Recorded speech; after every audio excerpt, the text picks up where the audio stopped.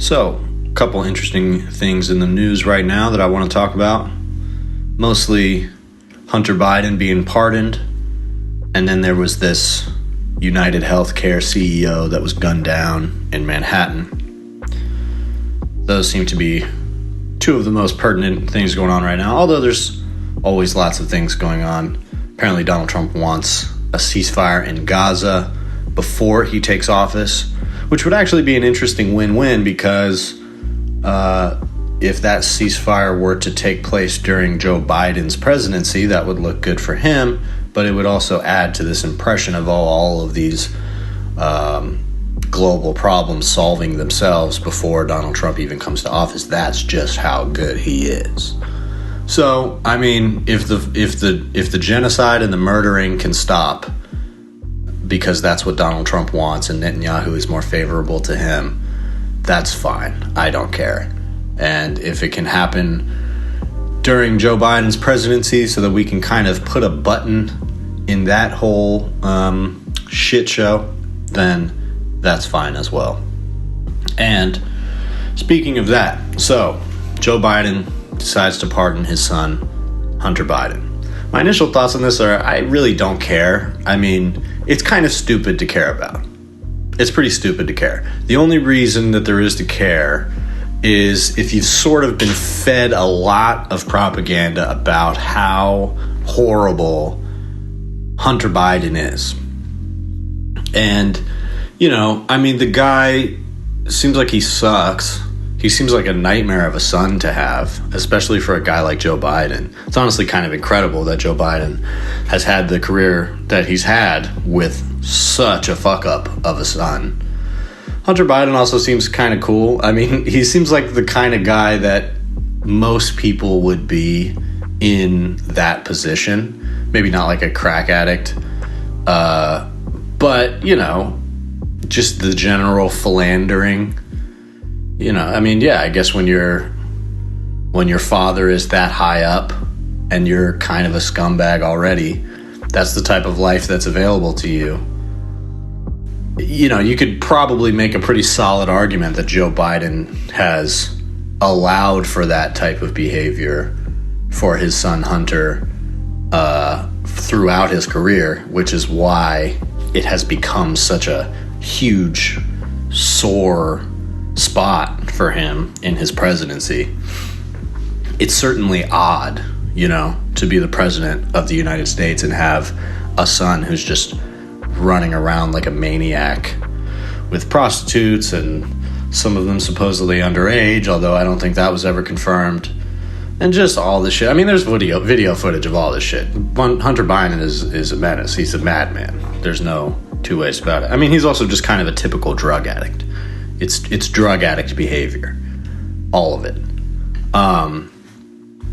But I think what it comes back to when it comes to this pardoning from this conviction, what he got convicted of was owning a gun in a context where he shouldn't, or didn't properly have it licensed or whatever, and some form of tax fraud, you know, which I think people should be convicted of that, tax fraud, if they're not paying their taxes. I mean, the best angle against this is that it's hypocritical. You know, these are two pretty important issues for Democrats, is taxing the wealthy and making sure that people are owning and using guns responsibly. Hunter Biden was guilty of not doing either of those things. And yeah, I mean, he probably should have faced some consequences for it, but Joe Biden is also correct that this next administration is not only going to be one of the most politicized and probably retributive, is that right? Retribution? Yeah, retributive administrations ever. But also Hunter Biden is like the poster boy of people that they're going to go after.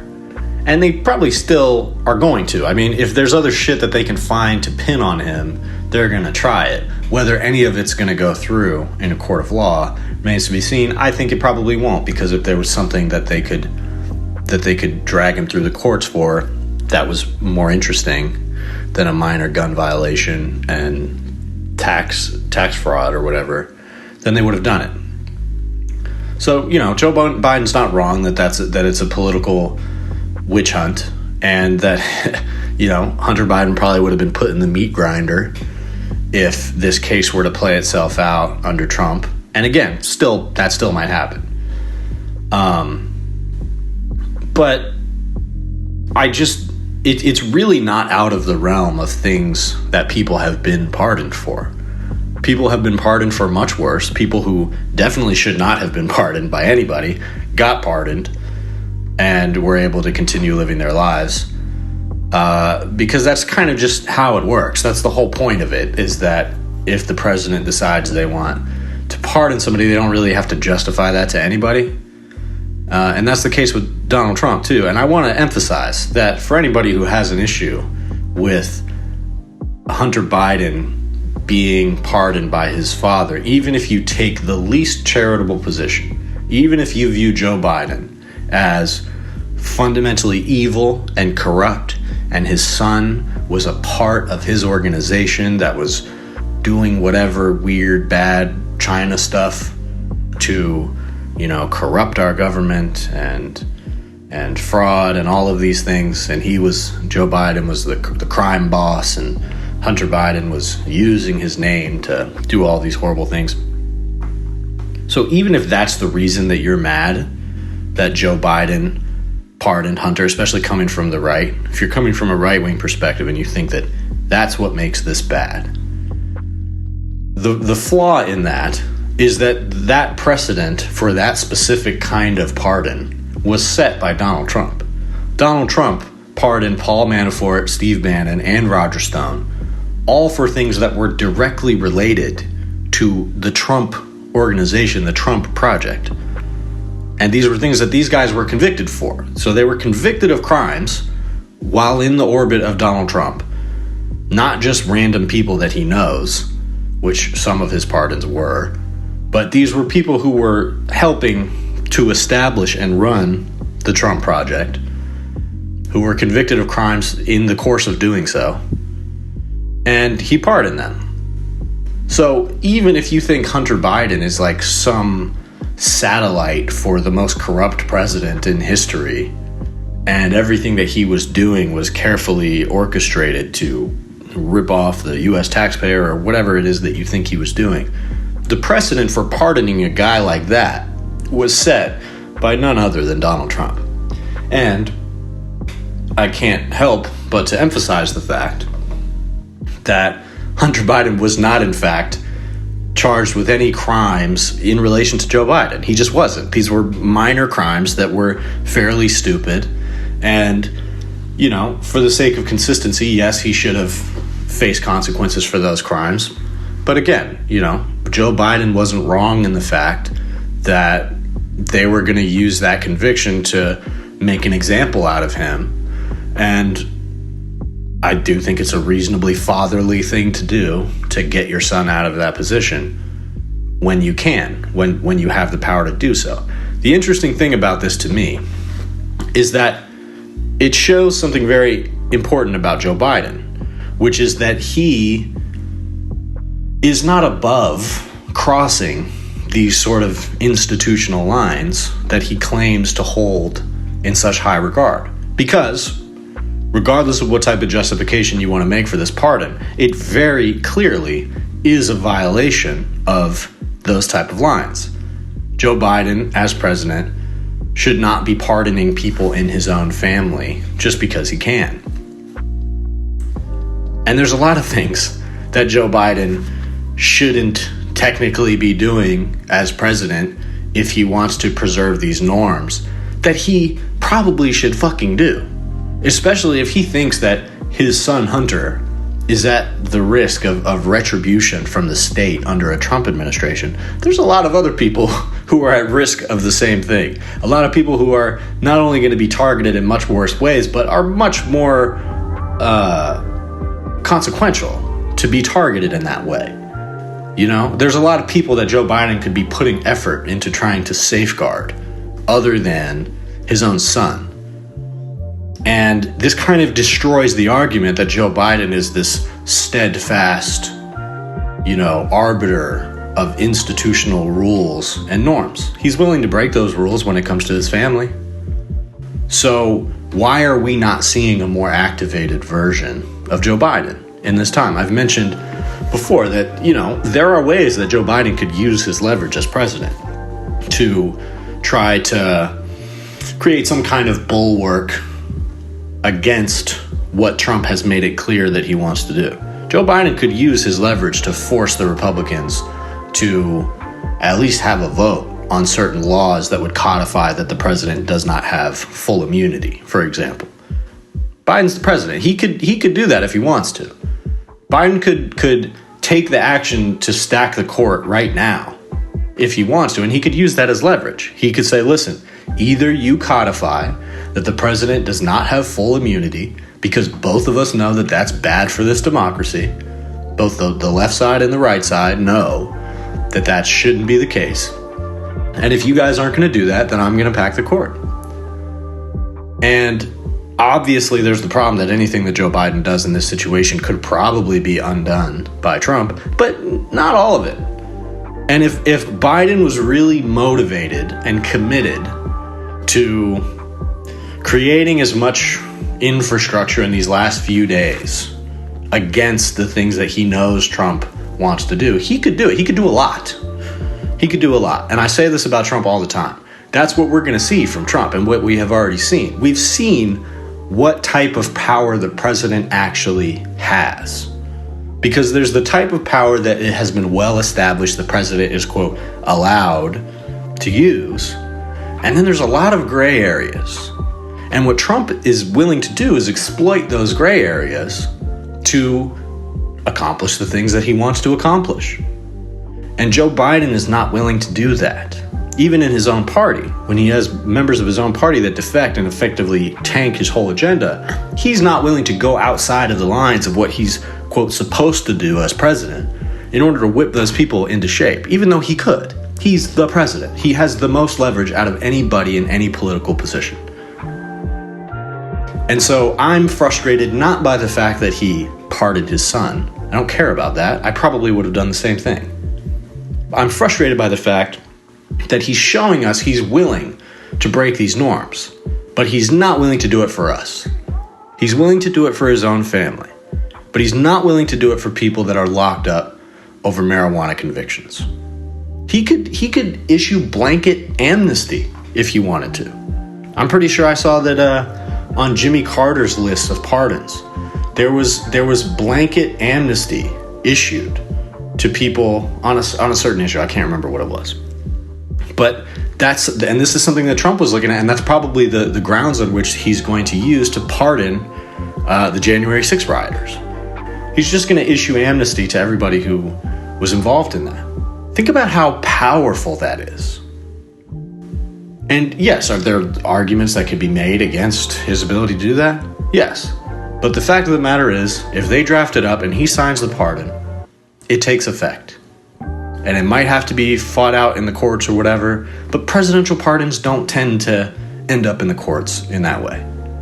If Joe Biden wanted to pardon people for cannabis use, or try to find some way to, preemptively pardon people or issue amnesty for people that he believes Trump is going to go after, he could find a way to do it.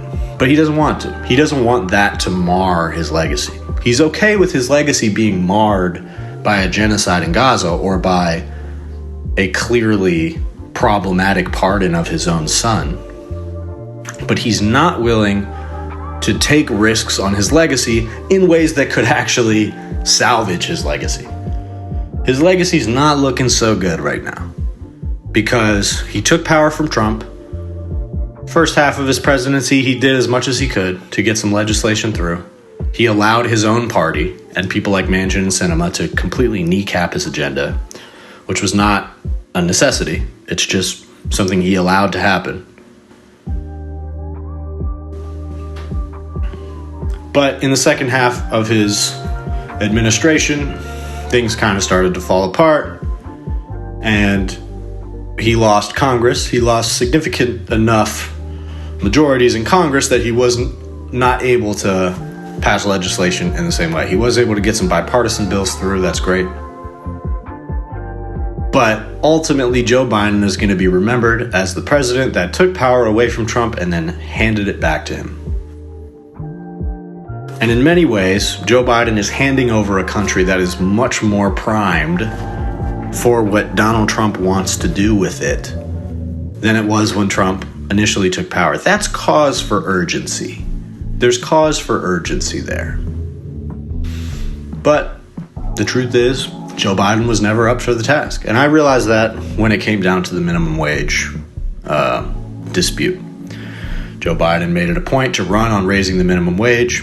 He said he was going to do that. He said he cared deeply about it. All it took was the parliamentarian of his own party, somebody that the Democratic Party has the ability to fire if they want to. All it took was that person saying, no, actually, you can't put a $15 minimum wage in this bill. So this is an unelected bureaucrat who can be fired for that. There's no reason that you can't fire that person because, you don't think that this important part of my agenda is allowed to go in this bill? Well, I don't think that you're allowed to be the parliamentarian anymore. And I think I'm going to find somebody for the job who thinks differently. And look, I get why some people are nervous about that type of use of presidential power, but guess what? That's how you get shit done. That's why Trump is scary. Because he does not give a fuck about whether he's allowed or should or whether it's proper to fire the parliamentarian or not. If Trump felt like that's what he needed to do to get some shit through, he would demand it be done. And guess what? It would get done. And this is the reason that Trump has had major political wins and Joe Biden has not. Because Joe Biden is not willing to utilize power. He wants to be in power, but he doesn't want to utilize that power to accomplish anything. And so he's handing off a country to a party that is going to strip it for parts. And all of the most toxic and exploitative people in this country are going to have unchecked power. And that leads us to this incident with the CEO of UnitedHealthcare. And I don't have too much to say about that, but all I'm going to say is that, first of all, we don't know for sure what the motive of this person was. He could have been a hired hitman.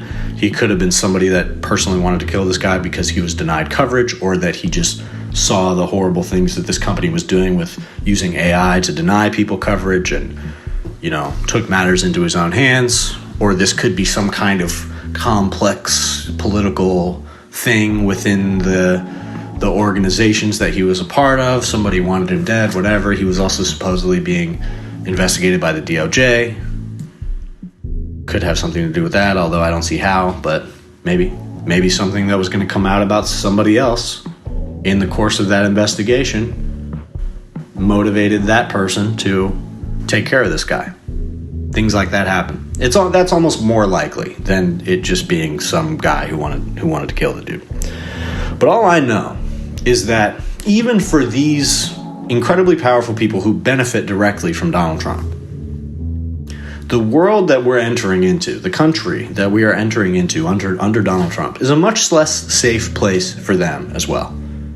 Because not only do they have incredible unchecked power, they're literally stealing from people. They're doing everything they can to transfer wealth out of the pockets of poor people and into the bank accounts of wealthy people. Donald Trump is essentially issuing them a blank check to do so. That's basically what his presidency promises. I'm going to focus on culture war stuff and whatever nonsense while the rich laugh their way to the bank. That's the Donald Trump promise.